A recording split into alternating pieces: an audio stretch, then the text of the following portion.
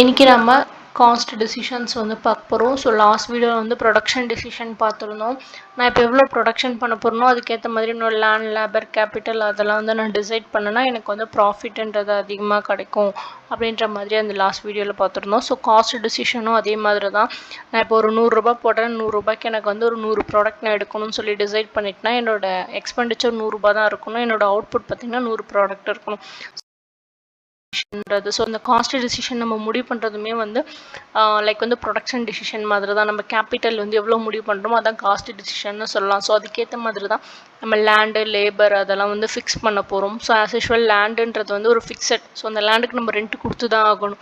லேபருன்றது வந்து நம்ம வந்து சேஞ்ச் பண்ணிக்கலாம். ஸோ ஒர்க்கர்ஸ் வந்து அந்த டைமில் வந்து அந்த சீசனுக்கு ஏற்ற மாதிரியான ஒர்க்கர்ஸ் வந்து யார் யார் கிடைக்கிறாங்களோ ஸோ அவங்கள ஹையர் பண்ணிப்போம். ஸோ அது வந்து வேரியபிளில் வரும். அண்ட் வந்து ப்ரொடக்ஷன் பண்ணுறதுனா இப்போ ரா மெட்டீரியல்ஸ் நம்மளுக்கு தேவை. ஸோ ரா மெட்டீரியல்ஸும் வந்து வேரியபிள் காஸ்ட்டில் வரும். ஸோ டெஃபினிஷன் பார்த்தீங்கன்னா காஸ்ட்டுன்றது வந்து ஒரு டோட்டல் எக்ஸ்பெண்டிச்சர் வந்து ஒரு ஃபார்மில் வந்து முடிவு பண்ணுவாங்க. ஸோ அதுக்கேற்ற மாதிரி ப்ரொடக்ஷன் பார்த்திங்கன்னா அந்த அளவுக்கு அவங்களுக்கான அவுட்புட்ஸ் வரணும். ஸோ அதுதான் வந்து டெஃபினிஷனாக கொடுத்துருக்கோம். ஸோ ரொம்ப சிம்பிளான டெஃபினிஷன் தான். ஸோ இதில் டைப்ஸ் ஆஃப் காஸ்ட் பார்த்திங்கன்னா ஃபிக்ஸட் காஸ்ட்டு எஃப்சின்னு சொல்லுவாங்க. ஸோ ஃபிக்ஸட்னா வந்து நோ சேஞ்சஸ். ஸோ ஒரு லேண்ட் எடுக்கிறோன்னா அதுக்கான ரெண்ட்டு நம்ம கொடுத்து தான் ஆகணும். அது மாதிரி ஒரு சில பெர்மனன்ட் எம்ப்ளாயீஸ் நம்ம வச்சுருப்போம், நல்லா வேலை தெரிஞ்சவங்கள. ஸோ அவங்களுக்குலாம் வந்து நம்ம கண்டிப்பாக சேலரி கொடுத்து தான் ஆகணும், நம்மளோட அவுட்புட் கம்மியானாலும் அதிகமானாலும். நெக்ஸ்ட் வேரியபிள் காஸ்ட்டு பார்த்திங்கன்னா அவுட்புட்க்கு ஏற்ற மாதிரி வேரியபிள் காஸ்ட்டுன்றது சேஞ்ச் ஆகும். இப்போ நான் 100 யூனிட் ரெடி பண்ணணும்னு நினைக்கிறேன், 100 யூனிட்கான ரா மெட்டீரியல்ஸை நான் வாங்குவேன். ஸோ ப்ராஃபிட் கொஞ்சம் நல்லா இருக்கே, ஒரு 150 ரெடி பண்ணலன்னா கொஞ்சம் 50 யூனிட்க்கு எக்ஸ்ட்ரா நான் வாங்குற மாதிரி இருக்கும். ஸோ அப்போ ரா மெட்டீரியலுக்கான காஸ்ட் வந்து அதிகமாகும். இந்த சேம் திங் பார்த்திங்கன்னா ஒரு சில ஒர்க்கர்ஸை வந்து நம்ம எடுப்போம். ஸோ அந்த ஒர்க்கர்ஸை ஹையர் பண்ணும்போது அவங்களுக்கு நம்ம வந்து சேலரி கொடுக்கணும். ஏன்னா ப்ரொடக்ஷன் அதிகமாகும். ஸோ ஒர்க்கர்ஸ் கொஞ்சம் நம்மளுக்கு அதிகமாக தேவைப்படும். ஸோ அதெல்லாம் வேரியபிள் காஸ்ட்டில் வரும். டோட்டல் காஸ்ட்டுன்றது fixed cost plus variable cost எடுத்து ஆட் பண்ணோன்னா நம்மளுக்கு வந்து டோட்டல் காஸ்ட் வந்து கிடைக்கும். Average cost is nothing but total காஸ்ட்லேருந்து டிவைட் பண்ண போகிறோம். நம்மளுக்கு எவ்வளோ அவுட்புட் வந்துச்சு அப்படின்றத வந்து நம்ம டிவைட் பண்ணோம், நம்மளோட ஆவரேஜான காஸ்ட் நம்மளுக்கு வந்து தெரிஞ்சிடும். ஸோ மார்ஜினல் காஸ்ட்டுன்றதை வந்து டோட்டல் காஸ்ட்டில் கொஞ்சம் சேஞ்ச் பண்ணுவோம், அதுமாதிரி அவுட்புட்டில் கொஞ்சம் சேஞ்ச் பண்ணுவோம். ஸோ சேஞ்சுன்றது வந்து மார்ஜினல்ன்றதுனாலே வந்து அடிஷன். ஸோ வந்து டோட்டல் காஸ்ட்டில் ஒரு 10 ரூபா நான் ஆட் பண்ணுறேன்னா அப்போ அந்த 10 ரூபா எனக்கு எக்ஸ்ட்ரா வரணும்னா அப்போ அவுட்புட்டில் நான் ஒரு ப்ராடக்ட் அதிகமாக்கணும். அப்போ 101 ப்ராடக்ட் நான் செஞ்சேன்னா எனக்கு வந்து 1010 ரூபா கிடைக்கும். சரிங்களா? ஸோ அதை மாதிரி தான் வந்து யோசித்து மார்ஜின் காஸ்ட் வந்து நம்ம அதிகப்படுத்த நம்மளுக்கு மார்ஜினல் ரெவன்யூவும் அதிகமாகணும். ஸோ அதுவே வந்து மார்ஜினல் காஸ்ட் நம்ம அதிகமாக்க மார்ஜினல் ரெவன்யூ நம்மளுக்கு கம்மியாகுதுன்னும் போது ப்ரொடக்ஷன் நம்ம வந்து ஸ்டாப் பண்ணிக்கணும். ஸோ அதுக்கு மேலே அதிகமாக்கக்கூடாது. ஸோ கம்மியாக்கிட்டே வரணும்.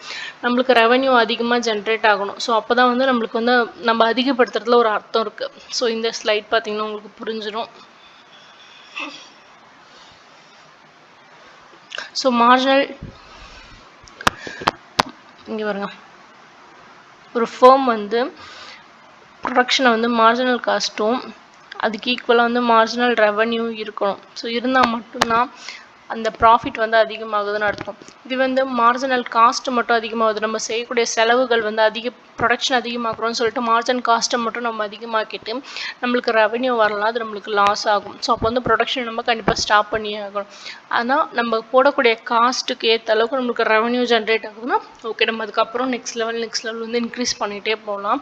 ஸோ அதுக்கு தான் ஒரு எக்ஸாம்பிள் கொடுத்துருக்காங்க பாருங்கள். 100 ஷர்ட்ஸ் வந்து ஒரு கார்மெண்ட்டில் செய்கிறாங்க.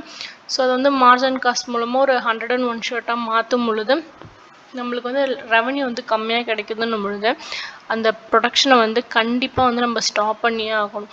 எப்போ ஸ்டாப் பண்ணணும்னு நான் ஆக்சுவலாக முன்னாடியே சொன்னேன். மார்ஜினல் காஸ்ட் வந்து மார்ஜினல் ரெவன்யூவை விட அதிகமாகும் பொழுது கண்டிப்பாக நம்ம வந்து குறைக்கணும். ஏன்னா இப்போ வரவு வந்து நம்மளுக்கு வந்து 10 ரூபான்னு இருக்கும்போது செலவு 12 ரூபான்னு இருந்துச்சுன்னா யாருமே வந்து அந்த பிஸ்னஸை செய்ய மாட்டாங்க. ஸோ அப்போ என்ன பண்ணுவாங்கன்னா நம்மளோட செலவை 8 ரூபான்னு குறைச்சி வரவு 10 ரூபா ஆக்கணும்னு தான் நினைப்பாங்க. ஸோ அதுதான் வந்து சிம்பிளாக மார்ஜின் காஸ்ட் மார்ஜின் ரெவன்யூவில் வந்து சொல்லுவாங்க.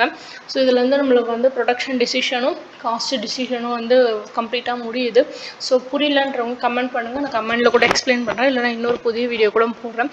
உங்களுக்கு பிடிச்சிருந்துச்சுன்னா நம்ம வீடியோவை சப்ஸ்கிரைப் பண்ணுங்கள், லைக் பண்ணுங்கள், அண்ட் மறக்காமல் இது யாருக்கெல்லாம் யூஸ்ஃபுல்லாக இருக்கும்னு நினைக்கிறீங்களோ உங்கள் எல்லாருக்குமே ஷேர் பண்ணுங்கள். Thanks for listening.